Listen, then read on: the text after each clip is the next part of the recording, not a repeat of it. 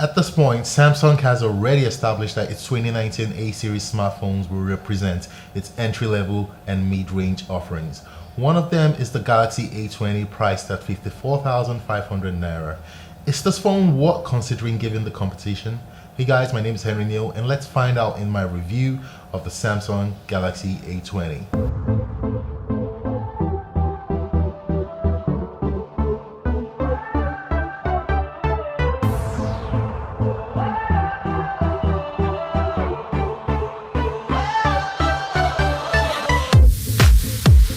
If you're not yet subscribed, I would appreciate if you clicked on the subscribe button and the notification bell icon to be notified when I put up new videos. The Galaxy A20 series shares the same design language as its other A-series siblings. In fact, it looks exactly like the A30.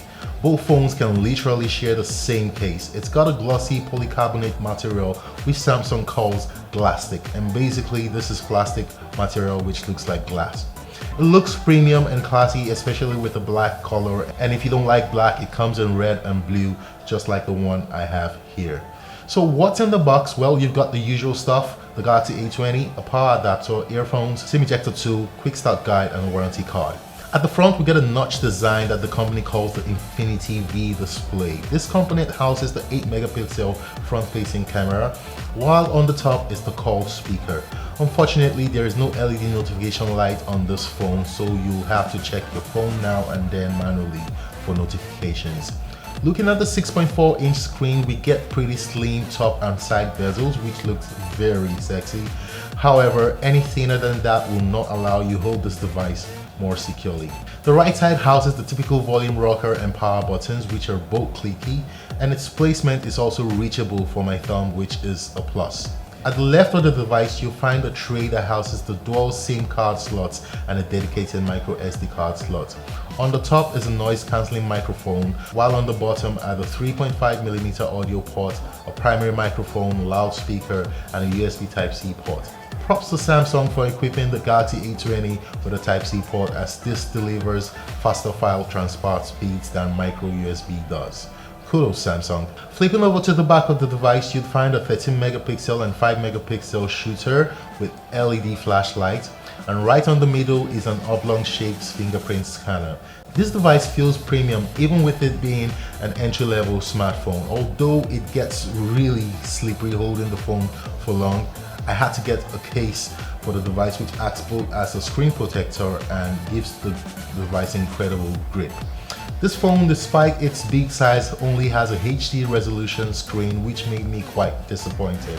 I'm used to looking at 1080p displays and above, so I could definitely tell the difference here, added to the fact that it only has a 269 pixel density, which is relatively very low. That aside, the good thing, however, is that this display is a Super AMOLED display and it looks fantastic. Colors are rich and vibrant, and videos look very appealing. It's not just tack sharp as I'd like it to be. Videos and movies are capped at 720p resolution on YouTube and Netflix. Moving on, the A20 has loud and crisp sound but hardly had any bass, and this is while using the device's external speakers. So I suggest you use a wired or Bluetooth earphones to listen to anything on this device if you truly want to enjoy your experience. And one more thing to note is that the A20 has built-in Dolby Atmos feature, which gives you incredible sound. The Galaxy A20 features the octa-core Exynos 7884 SoC with a Mali-G71 MP2 GPU combined with 3 gigs of RAM and 32 gigabytes of onboard memory. I wouldn't recommend playing very heavy title games like PUBG and Asphalt 9 on this device, as you may not get the best experience. In terms of benchmark, the Galaxy A20 scores slightly less than other smartphones in this price range. And while testing Antutu benchmark, I got a score of 95,067, which is significantly lower than the competition, including the Galaxy M20 or the Redmi Note 7. In Geekbench, the device registered a single core score of 1,209 points and a multi-score score of 3,598 points. Everything from the numbers, the handset should be fine for day-to-day use, but is not made for performance enthusiasts. Let's talk about software. Running the Galaxy A20's OS department is Samsung's One UI based on Android 9 Pie. I like this interface mainly due to its simplicity, and by default it would look like it has no app drawer, but however, swiping up or down the home screen reveals your app drawer. Apps like Spotify, Netflix, Office Mobile, Facebook, and the default Google applications, they all run smoothly and I've hardly had any problems with them. There's a native dark mode in the setting which makes the whole UI suited for use in dimly lit environment. Notably, this setting helps in prolonging the battery life on this smartphone. One place where I absolutely have a gripe with the Galaxy A20 is in its gesture navigation. It's absolutely terrible in my opinion. Samsung should take a cue from Xiaomi's MIUI gesture navigation. Now, out of the 32 gigabytes you have on this phone, you get 23 gigabytes of free space, which is plenty for an average user. And you shouldn't have a problem loading your videos and music on this one. Let's talk about the camera for a bit. You've got a 13 megapixel and 5 megapixel dual rear camera setup and a single 8 megapixel front shooter. The interface for the camera app is simple and pretty straightforward, with the settings, flash, timer, resolution, and effects located at the top of the UI. And while the modes such as Panorama, Pro, Live Focus, Photo, and Video modes are located on the bottom of the UI. You can also shoot with a great wide-angle lens, which is a very good thing for Samsung to have included in a smartphone at this range. Now, first, the rear shooter provides excellent quality photos with decent sharpness and good color accuracy under sufficient natural lighting. For low light shots, however, the images are still usable and provides a fair amount of sharpness. But using the wide angle lens in low light situation may, however, produce not so nice photos. As for the selfie shooter, there's absolutely too much smoothing going on here. It makes the photos look artificial. I also tried the live focus mode. Now, while it works, edge detection isn't very accurate. You'll have okay photos in good lighting, but nothing more. If you're a casual user of the front camera, the photo quality should be perfectly fine for occasional usage or for sharing on your social media platforms.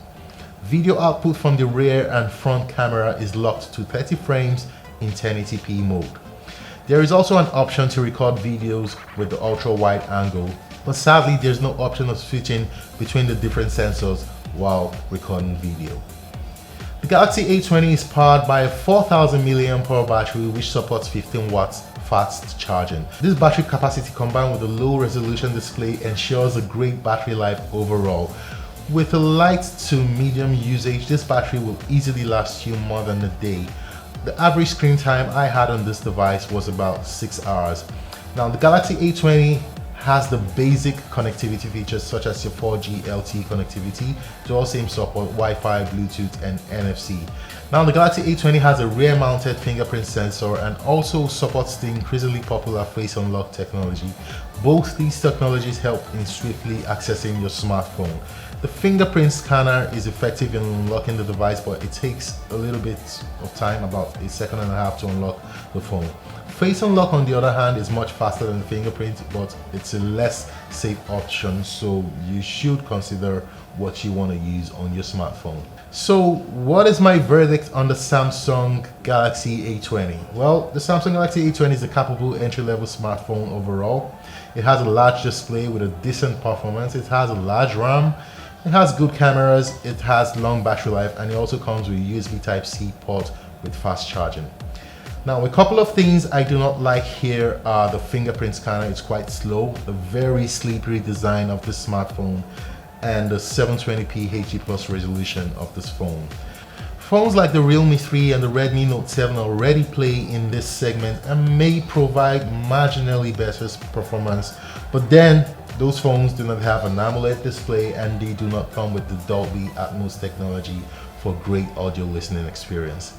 I'll leave the specs up on the screen as I close, and I hope I've been able to cover as much information on this device. If you have further questions, you can leave them in the comment section of this video, and please click the subscribe button if you love this review and hit the like button as well. Follow me on social media to know what I'm up to when I'm not on YouTube, and my handle is @Henreeneo for all platforms. Thanks for watching, and I'll see you in my next video.